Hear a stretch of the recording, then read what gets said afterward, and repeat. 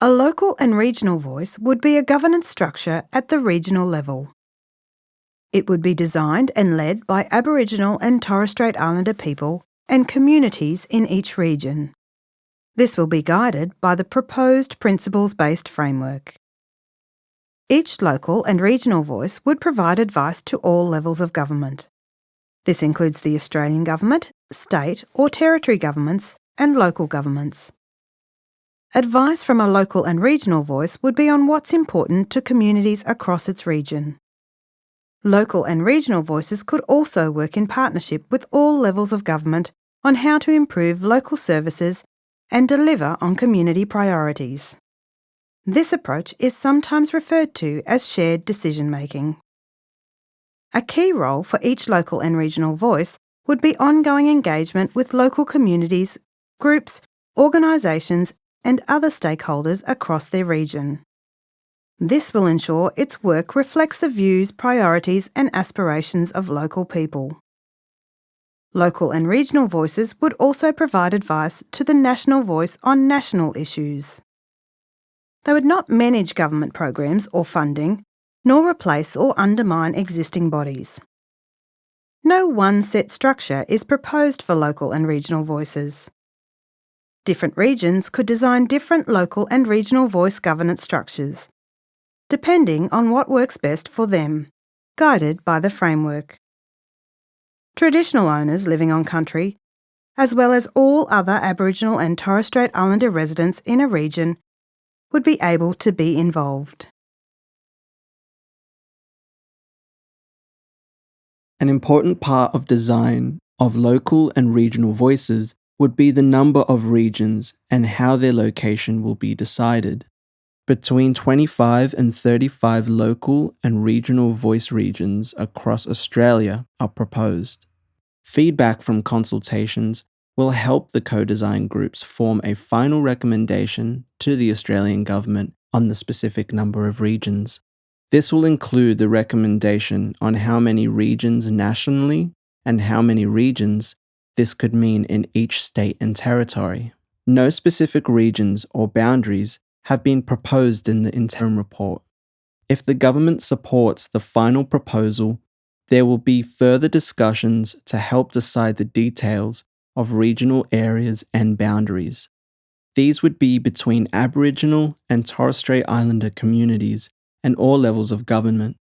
Under the proposal, existing regional arrangements would be considered as a starting point in these discussions. Cultural groupings would also be a key factor. Population and geography size would also be considered. Regions could be aligned to state and territories' borders, unless there is a strong reason why this would not work.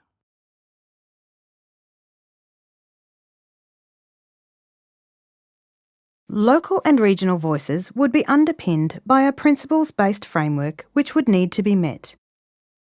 This would be a governance structure at the regional level, and the principles-based framework would apply to all regions. This framework would give communities and regions flexibility to design their own structures. It responds to the diversity, history and culture of each region across the country. The framework is also intended to enable communities to build on existing and different arrangements that are working well. This approach would allow arrangements to evolve and adapt over time. The proposed framework includes 9 principles: empowerment, inclusive participation, cultural leadership, community-led design, non-duplication and links to existing bodies, respectful long-term partnerships, transparency and accountability, capability-driven, data and evidence-based decision-making. The principles would also guide the partnership arrangements between voices and governments. The framework aims to give local people and communities a genuine say on matters that are important to them and support true partnership with governments. Formal recognition of local and regional voices would be based on minimum expectations drawn from 3 principles that relate to good governance.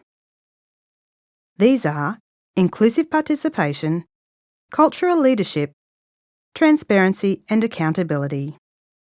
Local and regional voices could be recognised by either a joint assessment with governments or via an independent assessment.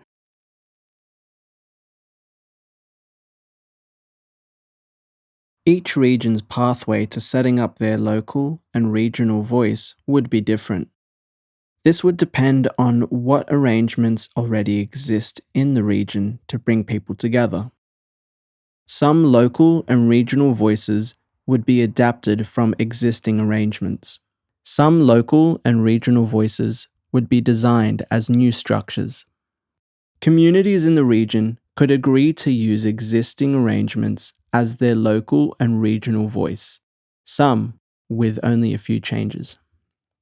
They may also agree to adapt, enhance, or change their existing arrangements as needed.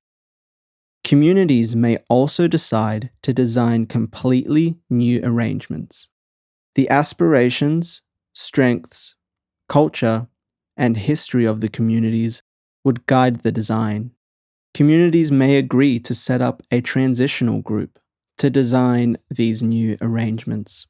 Transitional groups would work together with communities and stakeholders to set up their local and regional voice. All arrangements would need to meet the minimum expectations for local and regional voices.